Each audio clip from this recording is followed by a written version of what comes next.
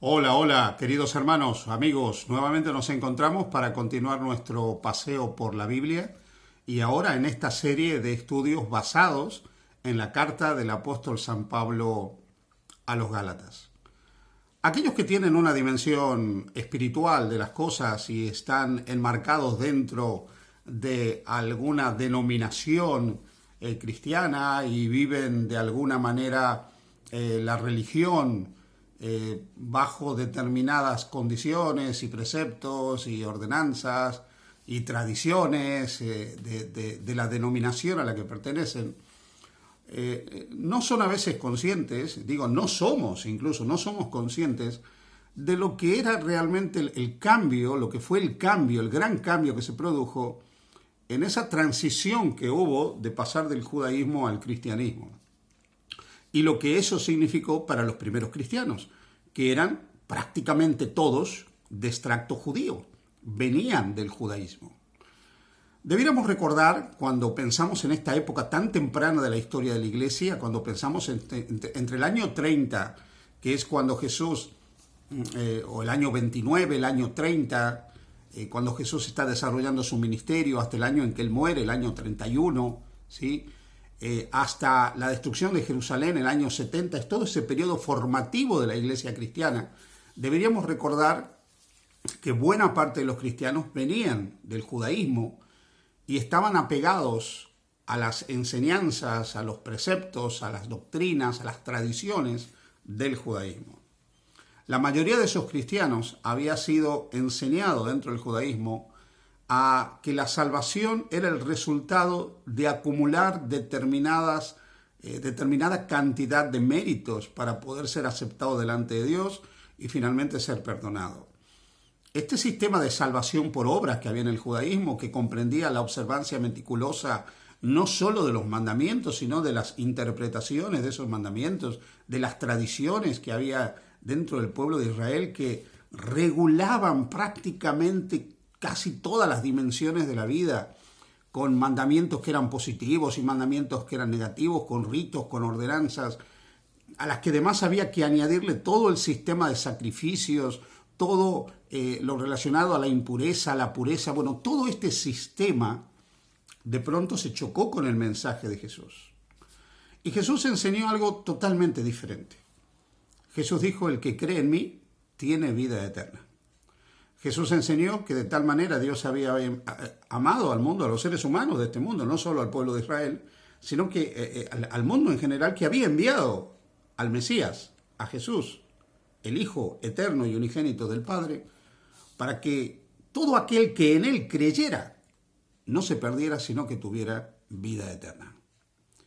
Así que de pronto el mensaje de Jesús era un mensaje de salvación basado en el creer en Él, en la fe puesta en Él.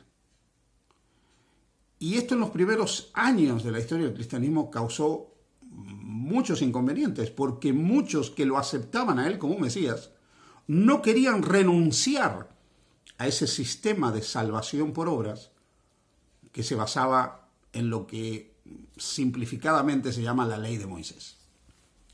Muchos de aquellos empezaron a visitar las iglesias que habían sido creadas como resultado de la predicación apostólica, unas de ellas la iglesia de Galacia, y estas personas trataban por todos los medios de llevar a los nuevos conversos, a los cristianos, a que practiquen el judaísmo, a hacerse judíos, a celebrar todo el sistema ceremonial judío. En otras palabras, a volverse al judaísmo para poder luego ser auténticamente cristianos. Pero esto significaba romper con el principio fundamental que había enseñado Jesús, que la salvación era por fe. Si hay algo que trajo Jesús con toda claridad en su mensaje, es que Dios en Cristo nos ha librado a todos nosotros de cualquier sistema, de cualquier forma de salvación a través de actos, a través de hechos, a través de obras. En Cristo somos libres, totalmente libres, libres para vivir con alegría, libres para ser felices, libres para estar contentos, libres para no sentir el peso de tener que tener determinada acumulación de buenos actos en nuestra vida o determinada acumulación de buenos méritos en nuestra vida para poder sentir que somos aceptados delante de Dios. En Cristo somos totalmente libres, libres para creer, libres para disfrutar de la salvación que Jesús nos entrega, nos regala como don del amor de Dios a cada uno de nosotros. Libres para elegir el color de pelo que queremos tener, el tipo de ropa que queremos usar. Libres para elegir qué deporte nos gusta y qué deporte no nos gusta. Libres para elegir a dónde queremos ir de vacaciones y dónde no, qué música nos gusta y qué música nos gusta. En realidad en Cristo somos completamente libres, libres. Porque nada de lo que hagamos, por bueno que sea, por extraordinario que sea, por santo que sea, es lo que nos da la salvación a nosotros. Así que esta libertad que nosotros recibimos en Jesús, que no tiene nada que ver con el libertinaje, que no tiene nada que ver con vivir fuera del marco de los principios que Dios nos ha dejado para una vida centrada en el amor a Él y en el amor al prójimo, que se expresan en los mandamientos. Esta libertad era quitada por estos que se introducían dentro de las iglesias, para llevar a los primeros cristianos a un camino de salvación a través de las obras, a través de los actos. Y a ellos se dirige Pablo, y mirad con qué fuerza se dirige en Gálatas capítulo 2. Del versículo 3 dice, mas ni aun Tito, que estaba conmigo, con todo y ser griego, fue obligado a circuncidarse. Y esto a pesar de los falsos hermanos introducidos a escondidas, que entraban para expiar nuestra libertad que tenemos en Cristo Jesús para reducirnos a esclavitud, a los cuales ni por un momento accedimos a someternos, para que la verdad del Evangelio permaneciese con vosotros. Pablo dice que Tito, que era de madre judía pero de padre griego y había nacido en el mundo griego, ¿sí?, no fue obligado a circuncidarse.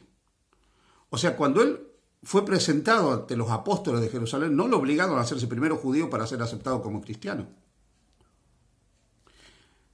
Y es que nosotros no podemos obligar a las personas a ponerse determinado traje para que las podamos aceptar. Porque lo que debemos enseñar a las personas es que le debe preocupar que las acepte Dios.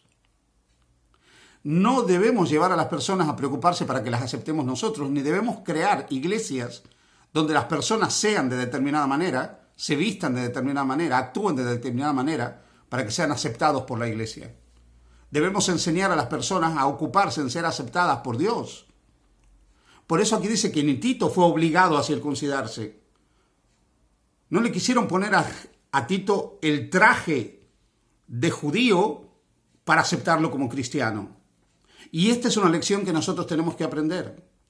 Y luego Pablo llama a aquellos que querían llevar a la iglesia a un sistema de salvación por obra, superado por la persona y la obra de Jesús, por el mensaje de Jesús, superado por el Evangelio, les llama falsos hermanos, introducidos, dice que se introducían encubiertamente para espiar nuestra libertad en Cristo.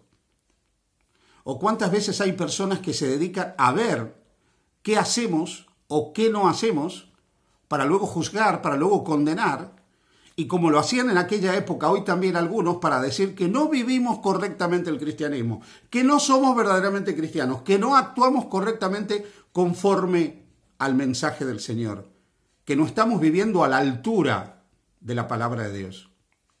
Espían, miran, para juzgar, para condenar, para luego decirnos que no estamos haciendo las cosas bien. Pues mirad, queridos amigos, Pablo le llama falsos hermanos. Aquellos que se meten y están en las iglesias mirando todo constantemente para juzgar, para criticar, para condenar, opinando de este, opinando del otro. Falsos hermanos que están espiando nuestra libertad, están espiando nuestra libertad en Cristo Jesús. Falsos hermanos que están tratando de hacernos creer que si no hacemos esto exactamente de esta manera o lo hacemos de esta exacta forma, ya no estamos honrando a Dios. ¿Cuántas veces he visto yo en mi vida de ministro que porque a veces se cambia el orden del culto, hay personas que se alteran? No, que se olvidó de orar. Había que orar primero antes que cantar, o había que cantar primero antes que orar, o había que hacer esto. Como si realmente eso fuera lo importante. O si tenemos corbata o no tenemos corbata. O si nuestro pelo está a determinada altura o ha crecido demasiado y lo tendríamos que cortar. Todas estas cosas externas, todas estas formas, que a veces nosotros también las tenemos en nuestras denominaciones. Y hay personas que están constantemente espiando para ver qué se hace bien, qué se hace mal. Para luego decir, no, esto no es correcto. Y juzgar, condenar, crear contiendas, divisiones. Nada de esto tiene que ver con el Evangelio. Nada de esto tiene que ver con el Evangelio. Te invito, querido hermano, a ser un cristiano centrado en Jesús. A que tu vida esté centrada en Jesús. A no vivir mirando la paja en el ojo ajeno, sino la viga que puede haber en el tuyo. Te invito a no espiar la libertad que otros tienen en Cristo Jesús. Y te invito a vivir la libertad de ser perdonado, salvado, restaurado y santificado por el poder de Jesucristo. Que Dios te bendiga. Feliz día junto a Jesús.